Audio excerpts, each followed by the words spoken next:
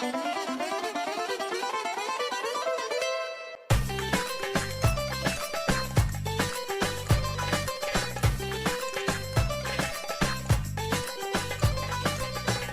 to Connecting Greeks, a streaming comedy show and podcast designed to explore and enhance Greek culture around the world.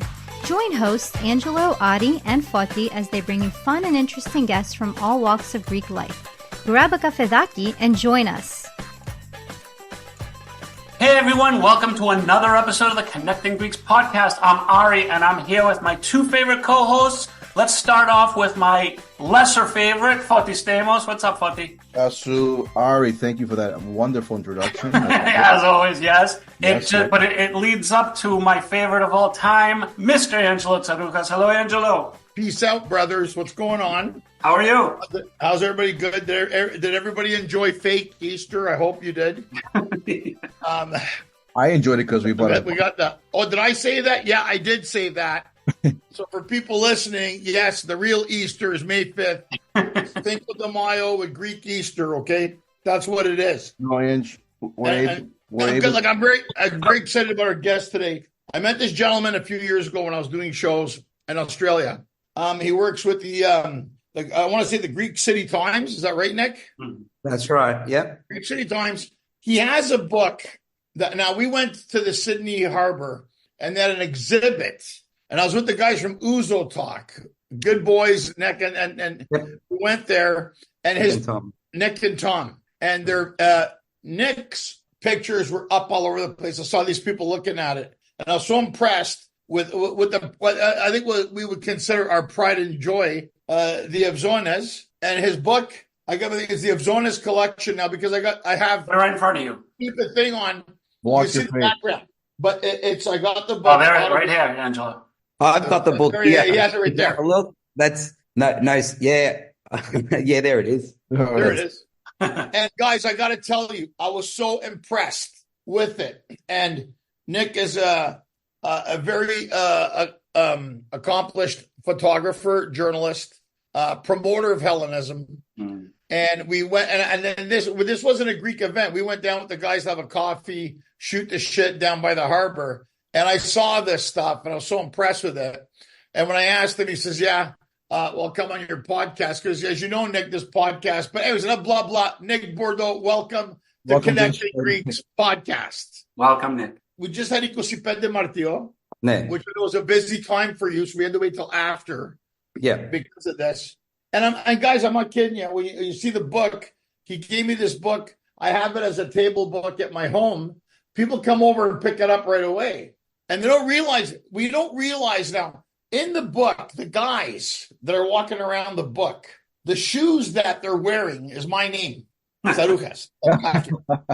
Okay, so these are the books, so, and we made a joke about it, but the reality is, if you see how wonderful the pictures at the Acropolis, at the marching parades, everything. So, Nick, tell us how this all came about. I mean, everybody wants to know what happened. Well, first of all, I got version 2 out. There you go. Yours shows up better than mine. I went, well, basically, it's about the Avzones. I've been shooting the Avzones now since 2016. It happened all organically from the Avzones coming here to Australia in Sydney. And then after that, My Greek Odyssey, Peter Menaeus. That TV show. Have you seen it? Have you guys seen that TV show, My Greek Odyssey? I've seen clips of it. I've seen. Yeah. So I went on the first series to produce a book for Peter, and I was on the boat for a month with him, over a month. And the first port of call we went to that when we went, it was 2017, was the Avzones, the Acropolis, raising the flag in the morning on a Sunday morning. I took these amazing photos, and from there, I just kept on getting invited back and organically just kept on taking photos of Avzones. Left it. Nothing really happened about it. It wasn't until 2019 I went to an exhibition. It was my mates. And I looked around and I'm like, I should do an exhibition one day. What have I got of Avzones? And I did. So within a year, we got it all together.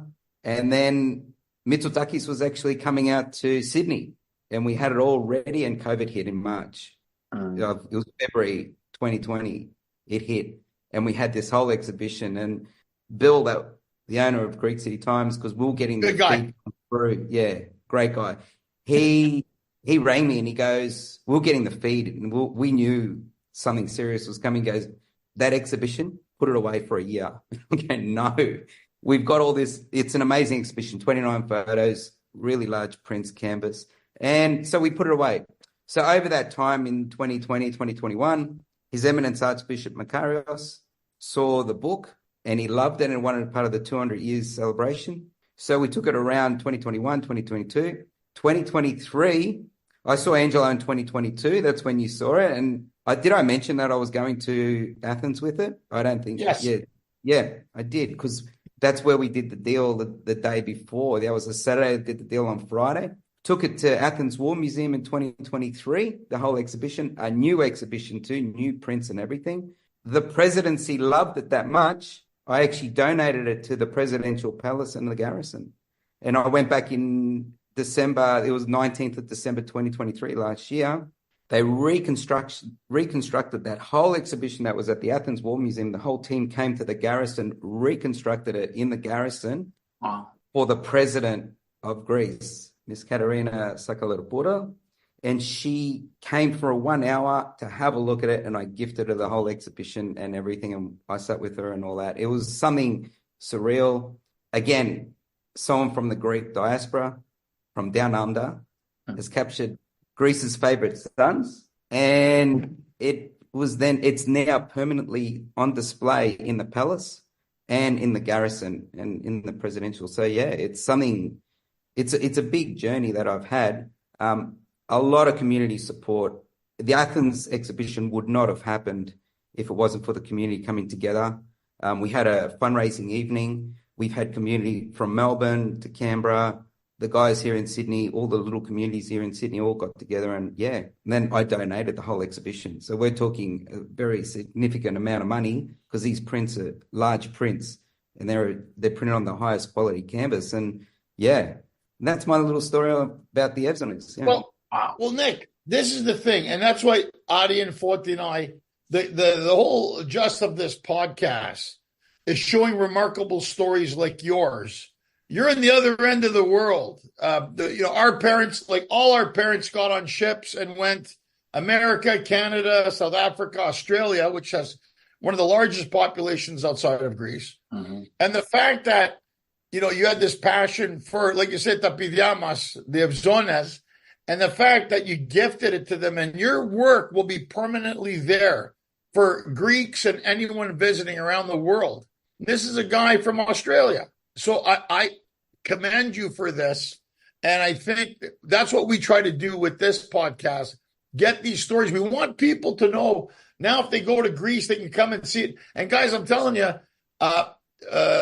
Nick and Tom told me you're going to meet Nick, and we had a coffee at what harbor were we at? Darling Harbour. Was at the Maritime Darling Museum. Harbour, which is really cool. And guys, you go in there and his pictures are up all over the place, and you're seeing people watching this. And this is how you preserve a culture. This is how you preserve heritage. This is how you preserve people. And we need more of these stories. And the book is fantastic. Like, I showed it to my daughter, and I saw her. I said, I'm just going to hand it to her. And my daughter's 11 now.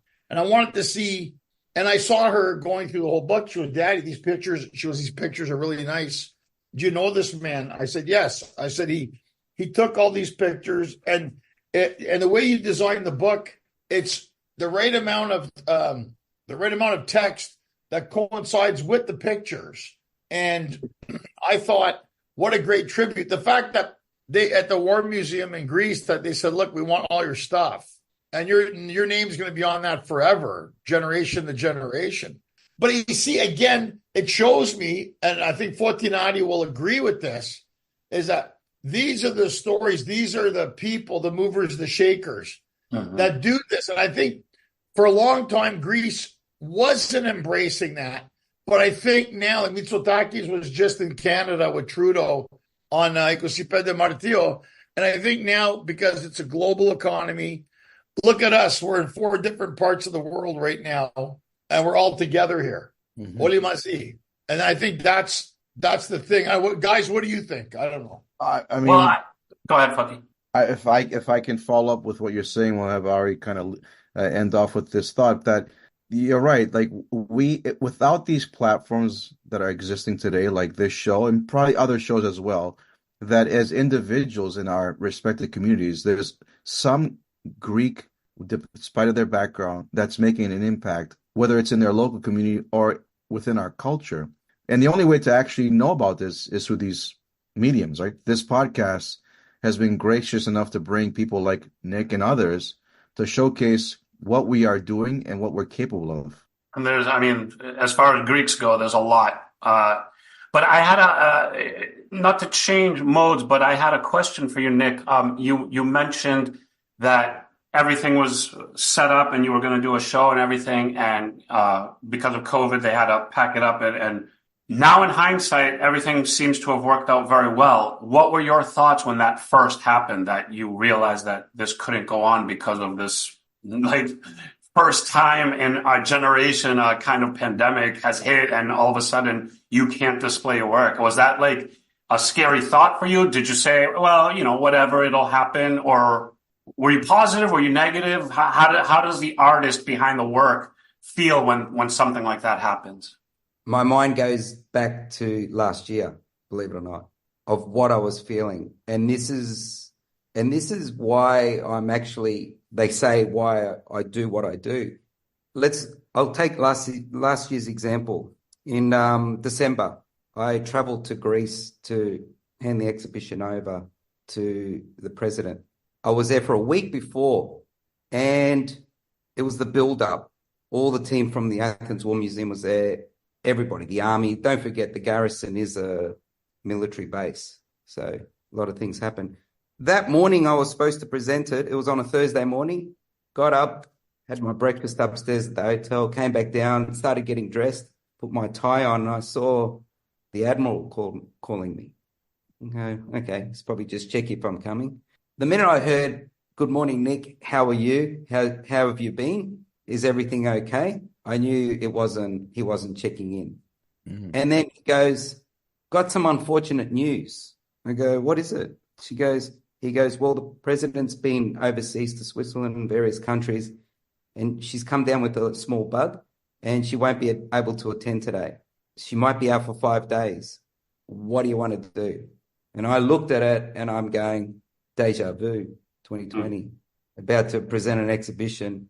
She's sick. I said, "Look, I'm dressed. I'm coming up. So I'll meet you in the office at the presidential building there." So I went up there and they go, "What do you want to do?" I go, "I'll stay." I said, everything happens for a reason in life. Nothing in life is a disappointment. It'll always be better when things getting delayed. And it was. With the 2020 exhibition, it was actually going to be in Sydney only. It was just going to be a Sydney-based exhibition. It turned into a national exhibition because His Eminence saw this work and he goes, "I wanted to go around Australia as part of the 200-year celebration, the 2021. Yeah. That was the good thing that came out of that. The good thing that came out with the president's delay was I took this incredible photo that no one's ever seen before at the Acropolis on the Sunday morning. It was 5 degrees and this rainbow appeared. And I took another incredible photo that morning, and then it gave me time to reflect exactly what's going on here. I stayed another 5 days. It happened on the Tuesday. And then all her staff members and a lot of people actually came and saw the exhibition because it was set up and everybody was so impressed.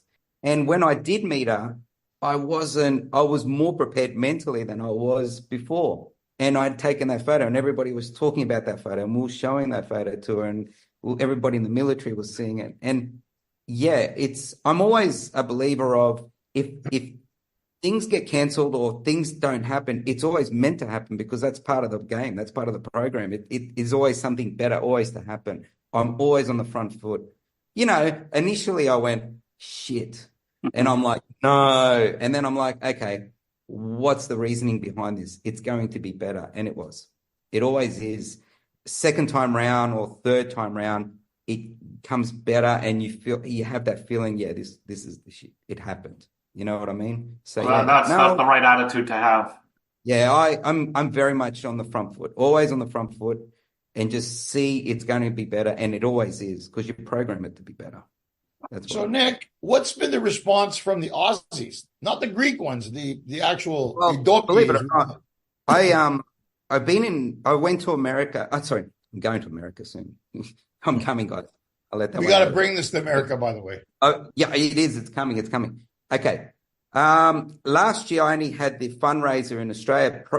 Prior to that, and it actually happened in Brisbane again. Brisbane again got stopped twice due to COVID restrictions, and Queensland was very strict too, as well as Melbourne. So basically from there, what had happened was people come into this exhibition with a sense of looking around, seeing, and then all of a sudden they feel like they're in Greece, and then all of a sudden you've got tears everywhere.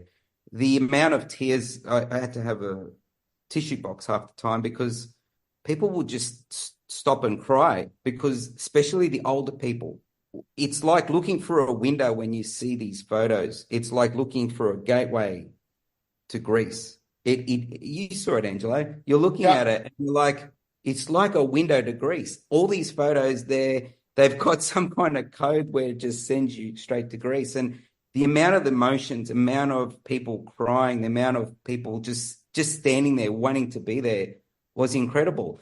In Adelaide, they bought the nursing home. The nursing home was next door to where we were hosting this, the Greek nursing home. And they were wheeling the older people through the exhibition in their beds, and they were crying, "Take me back to Greece," in Greek. "Take me back to Greece. I want to go back to Alada." And they just, that's the whole. And in Melbourne, the bishop, he came in Melbourne, and they were supposed to start at 7:00. He got stuck at that photo, the one that you saw, Angelo, of the three Fs with in front of the Cinema Square. He was there for half an hour because he was reminiscing his childhood being there, standing there for half an hour, and everybody, you couldn't say anything to the bishop, and everybody's looking at their time. It's 7:30 and we're supposed to start at 7, but everybody respected because he sat there, tears were coming out, and he was gathering people around. That's the emotion this exhibition presents.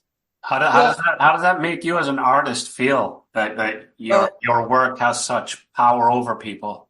Well, I sit back and I watch what's going on, and I'm going, it's worth it, because the amount of time, and money they invest means nothing when you see people gravitating, the light shining in this exhibition, and people are just gravitating to it. You know you had a purpose in life. It's not so much, oh, look at me, ego. It's not. It's about why I was placed in these sacred ceremonies. You got no idea.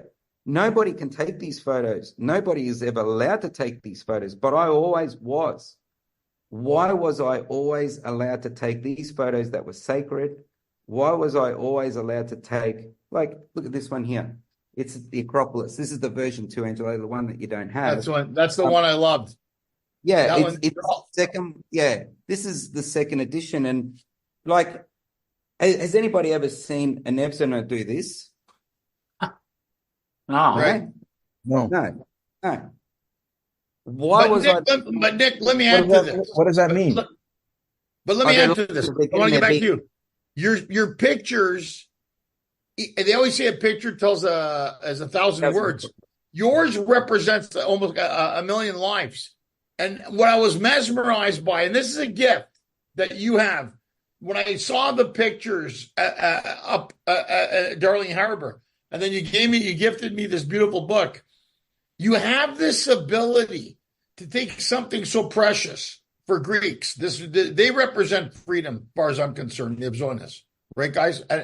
And when you see I can see why the Archbishop was mesmerized by it. I was. And guys, if you see the pictures in this book, you're going to be like, wow, like it's not like where you look at it and you flip over, you're sitting there staring at it.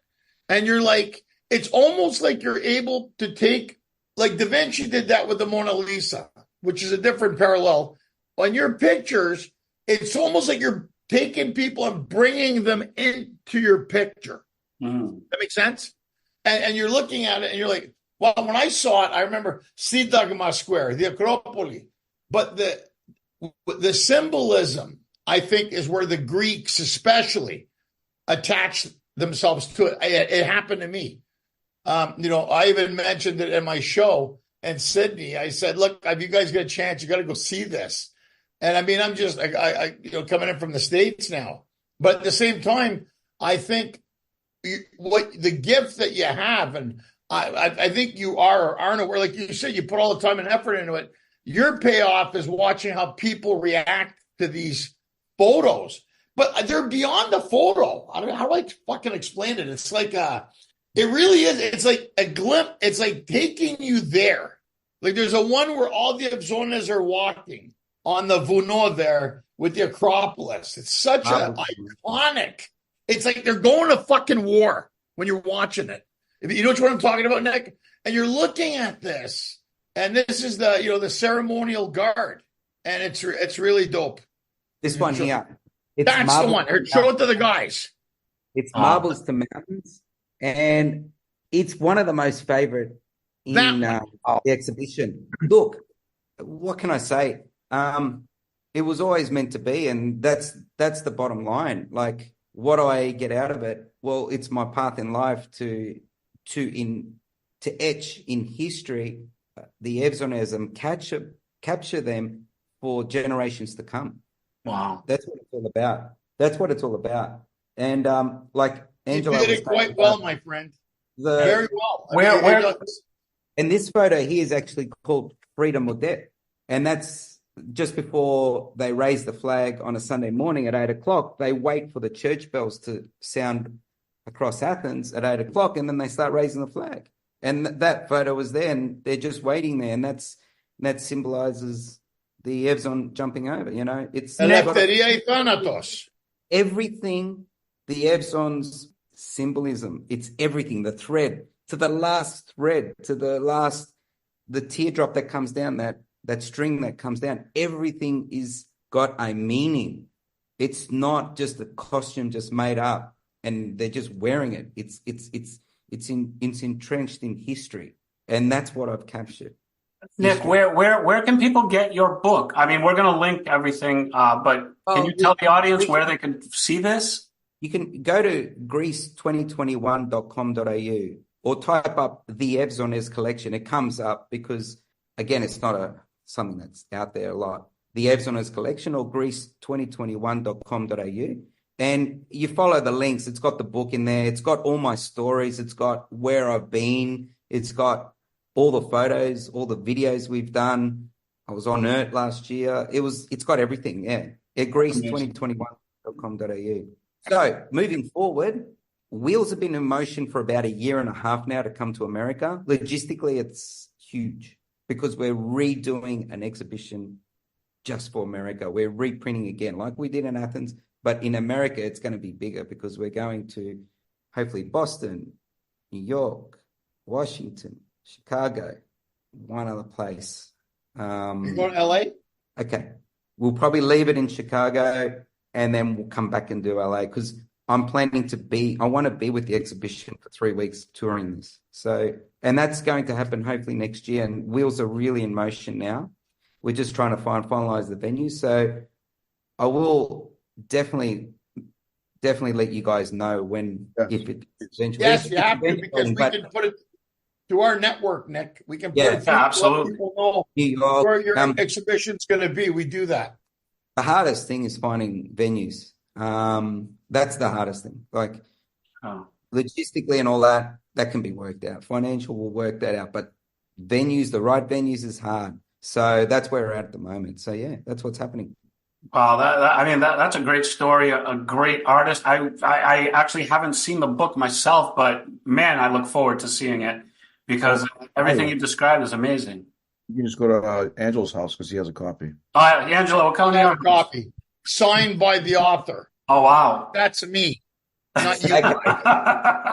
Angelo, I know I'm seeing you in a couple of weeks, Angelo, but unfortunately I won't be at your show because I'll be in Perth doing shooting because I'm the director of photography for Greek City Times, and we'll be going to Perth to shoot George Kambosos, world champion fighter, fighting Lomachenko that weekend. Trying to get him on our show too, by the way. George, yes, definitely after he finishes with Lomachenko, yeah, definitely get George on the show. He's an amazing story too. He went to Vegas and won there. But I will see you, and you'll definitely see version 2 of the book.